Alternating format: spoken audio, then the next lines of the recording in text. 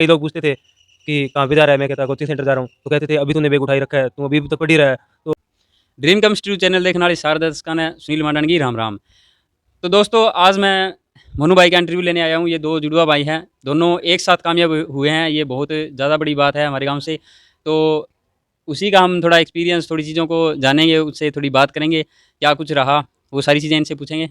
तो सबसे पहले मनु अपना परिचय दीजिए। तो दोस्तों मेरा नाम मोनू है, मेरा गाँव रत्ताखेड़ा है और अभी मैंने क्या है जो हरियाणा लाइनमैन का एग्ज़ाम है वो क्लियर किया है। इसमें मेरा फाइनल सिलेक्शन हो गया है और 1-2 दिन के अंदर मेरी जॉइनिंग होने वाली है। तो इसमें मैं आपको बताऊँगा कि मैंने किस तरह से तैयारी की और क्या-क्या स्ट्रगल रहा लाइफ़ के अंदर। तो ये सभी चीज़ें हम डिस्कस करेंगे इस इंटरव्यू के अंदर।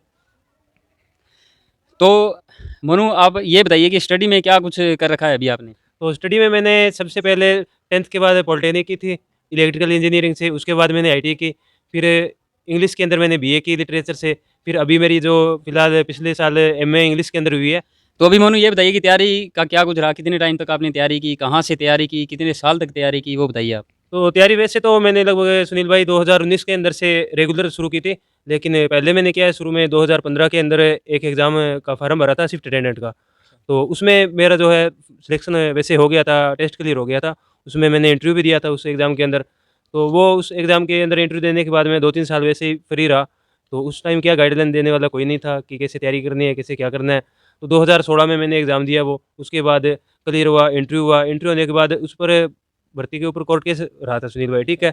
तो 3 साल हमको वेट करना पड़ा। उसके बाद क्या है कि वैसे हमको पता नहीं था कि साथ-साथ में और एग्ज़ाम की भी तैयारी कर लें। तो हमने तो क्या उस एक पे ही मुँह धो लिया कि हाँ भाई इसके अंदर हो ही जाएगा, ठीक है। तो वैसे मेरे 3 साल वो बर्बाद हो गए, तो मैंने जानबूझ के ही कर दिए, ऐसे कह सकते हैं। तो आप लोग ऐसी गलती मत करना, एक एग्ज़ाम क्लियर हो जाए तो बाद में साथ में और भी एग्ज़ाम है इनकी भी तैयारी करते रहना चाहिए, ठीक है। तो उसके बाद 2019 में जब उसका फाइनल रिज़ल्ट आया तो उसमें मेरा सिलेक्शन नहीं हुआ था, उसमें मेरे भाई का भी था। हम दोनों ने साथ में इंटरव्यू दिया था, लेकिन दोनों का ही नहीं हुआ था। उसके बाद फिर मैंने दोबारा तैयारी शुरू की थी 2019 के बाद। अच्छा, तो आप ये एक ख़ास चीज़ देखिए कि 2 भाई, दोनों जुड़वा भाई हैं, ज़्यादा फ़र्क भी नहीं है, 3-4 मिनट का फ़र्क होगा, ठीक है, जन्म के अंदर। तो दोनों ने एक साथ एग्ज़ाम क्लियर किया, इंटरव्यू भी दिया, सब कुछ हो गया, लेकिन उस भर्ती पे कुछ कोर्ट केस वगैरह था, तो वो मतलब उसमें भर्ती के अंदर हाँ। दिक्कत आ गई थी, मतलब फाइनल के अंदर हुआ नहीं था इनका। तो अभी दोबारा आप देखिए, दोबारा दोनों ने तैयारी उसके बाद इन्होंने यूट्यूब भी किया। यूट्यूब भी किया आपने? हाँ, यूट्यूब किया था, जो पहले कॉमेडी चैनल था हमारा, अच्छा, एचआर 25 कॉमेडी के नाम से। तो उसपे हमने लगभग डेढ़ 2 महीना काम किया था। 1 महीने के अंदर लगभग 17-18 वीडियो डाल दी थी। अच्छा, तो हाँ, उसमें क्या कुछ दिक्कत रही, वो बंद तो क्यों कर दिया आपने? उसमें हमारा जो मोनेटाइज़ेशन अकाउंट है ना, वो गलत हो गया था। तो वो एक बार ही बनता है, उस टाइम इतनी हमको भी नॉलेज नहीं थी। तो उसके बाद जो हमारे टीम के मेंबर थे, वो भी अपने काम वगैरह लगे। तो दोबारा से हमने क्रिएट तो किया चैनल, लेकिन उसपे वीडियो नहीं डाली थी और म बनाया था जिसपे ट्विन ब्रो कॉमेडी के नाम से बनाया था। लेकिन जो एचआर 25 कॉमेडी है, वो तो अभी आप देख सकते हैं, जाके यूट्यूब पे सर्च भी कर सकते हैं। तो उस टाइम क्या है मेरे 2 एग्ज़ाम थे। हाँ, एक तो शिफ्ट अटेंडेंट का था और एक ग्रिड सबस्टेशन ऑपरेटर का था टेक्निकल के अंदर ही। तो उसमें तो इंटरव्यू में नाम नहीं आया था, ग्रिड सबस्टेशन ऑपरेटर के अंदर वैसे एग्ज़ाम क्लियर हो गया था।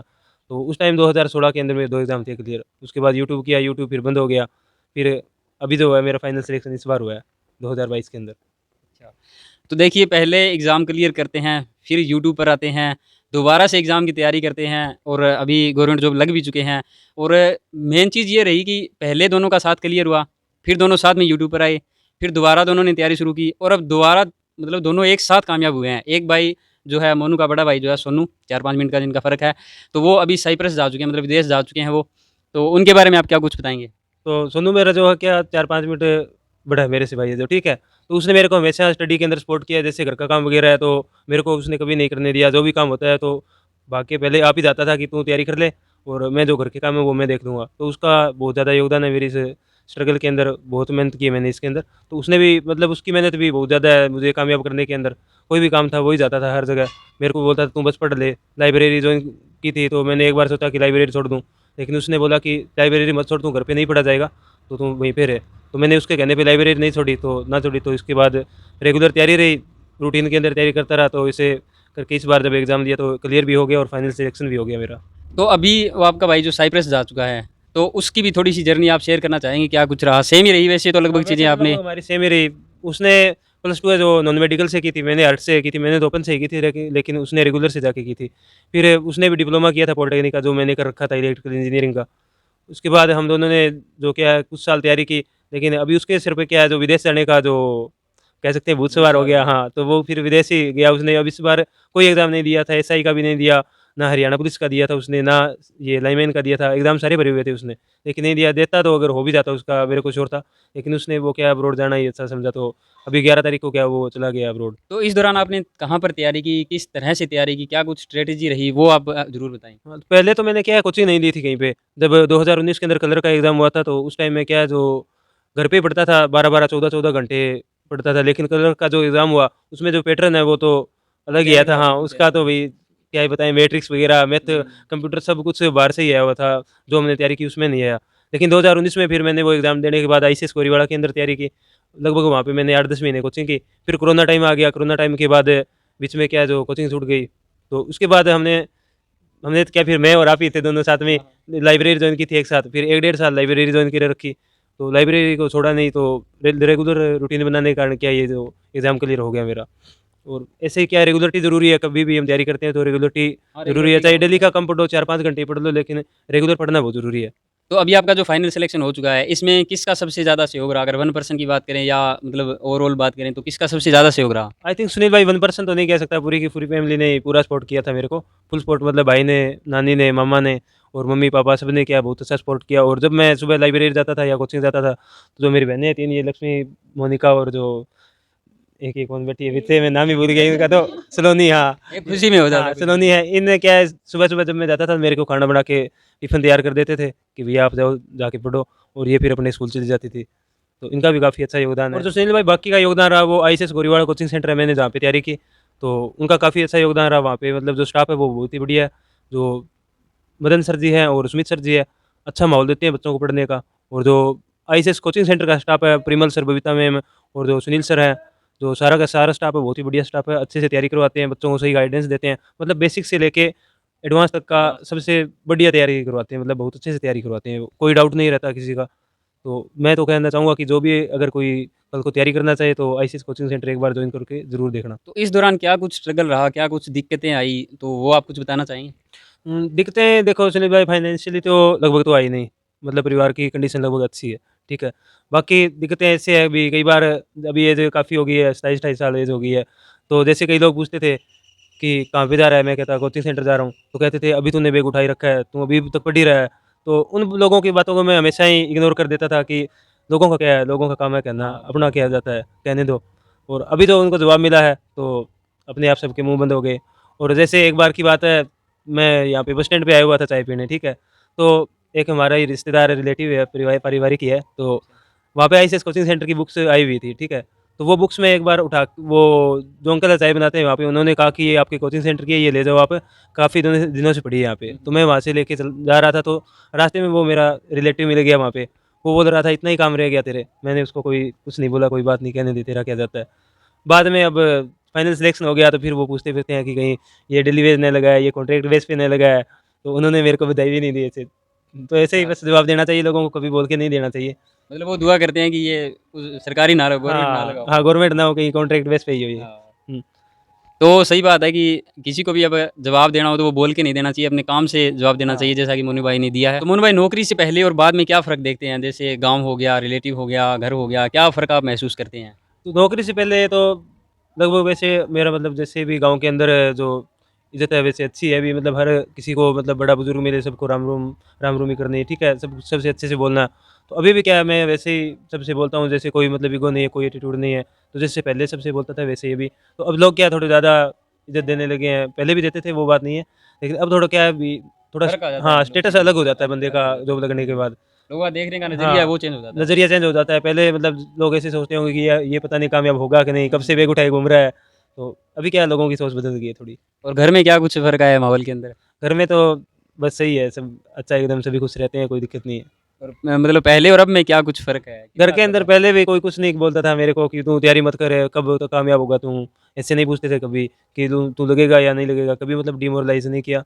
घर वालों ने हमेशा सपोर्ट ही किया मतलब कि फुल आप सपोर्ट रहा घर हाँ, की तरफ हमेशा से। से फुल सपोर्ट रहा।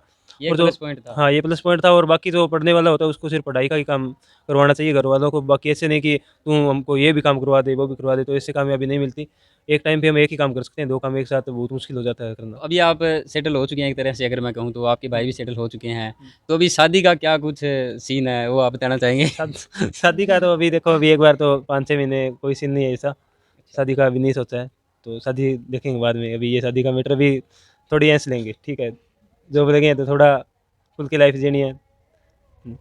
तो अगर मैं रिश्तों की बात करूं, जैसे अभी आपकी गवर्नमेंट जॉब अभी लगी है, तो इससे पहले कितने एक रिश्ते आए और बाद में कितने के आ रहे हैं, उनमें क्या कुछ फ़र्क देख रहे हैं इससे आप? पहले तो एक भी रिश्ता नहीं है, ठीक है। अच्छा, इससे पहले एक भी रिश्ता नहीं है यार। हाँ, नहीं है, क्योंकि वही बात है सुनील भाई कि इस 1 डेढ़ एकड़ ज़मीन आती है, ठीक है, तो उसमें कौन अपनी लड़की देखे जाता है। और आप जाट भी हो। हाँ, ये ऊपर से दिक्कत जाट, जाटों में, हाँ, ये ऊपर दिक्कत से जाट है, हमारे जाटों में दिक्कत हमारी कास्ट के अंदर ये दिक्कत तो मेन आती है।